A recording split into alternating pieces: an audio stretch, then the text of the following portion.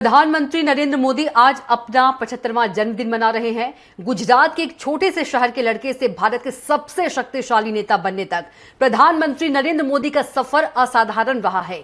Station पर चाय बेचने से लेकर पीएम बनने तक का उनका सफर कैसा रहा, हमारी खास रिपोर्ट में देखिए।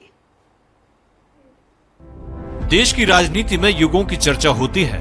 बात जब प्रधानमंत्रियों की हो तो दो नाम प्रमुख रूप से सामने आते हैं जिन्होंने एक लंबे समय तक देश की शासन व्यवस्था संभाली। एक प्रथम प्रधानमंत्री जवाहरलाल नेहरू और फिर इंदिरा गांधी। इनके बाद अगर प्रधानमंत्री के तौर पर किसी के नाम की चर्चा होगी तो वो होंगे देश के मौजूदा प्रधानमंत्री नरेंद्र मोदी। नेहरू और इंदिरा गांधी की तरह मोदी भी न केवल एक लंबे समय से देश के प्रधानमंत्री हैं, बल्कि अपने फैसलों से उन्होंने देश और राजनीति की दशा और दिशा भी बदली है। 1950 में वडनगर गुजरात में जन्मे नरेंद्र मोदी का जीवन संघर्ष, संकल्प और समर्पण की मिसाल है। उन्होंने एक सामान्य परिवार से उठकर देश के सबसे उच्च पद तक का सफर तय किया।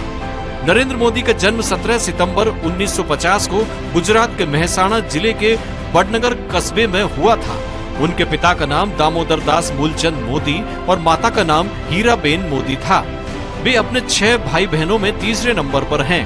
उनका बचपन काफी संघर्षों से भरा रहा।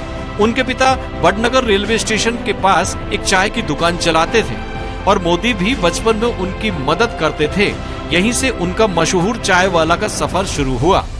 नरेंद्र मोदी ने अपनी स्कूली शिक्षा वडनगर से पूरी की। बचपन से ही वे वाद विवाद और नाटकों में काफी रुचि रखते थे। 17 साल की उम्र में उन्होंने घर छोड़ दिया और भारत के विभिन्न हिस्सों में यात्रा करने लगे। इस दौरान उन्होंने कई धार्मिक स्थलों का और आश्रमों का दौरा किया, जिसने उनके जीवन पर गहरा प्रभाव डाला। बाद में उन्होंने गुजरात विश्वविद्यालय से राजनीति शास्त्र में मास्टर डिग्री हासिल की। मोदी का राजनीतिक सफर 8 साल की उम्र में शुरू हुआ, जब वे राष्ट्रीय स्वयंसेवक संघ के सदस्य बने। 1971 में वे औपचारिक रूप से आरएसएस के पूर्णकालिक कार्यकर्ता बन गए। इस दौरान उन्होंने समर्पण, देशभक्ति और सामाजिक सेवा का पाठ सीखा।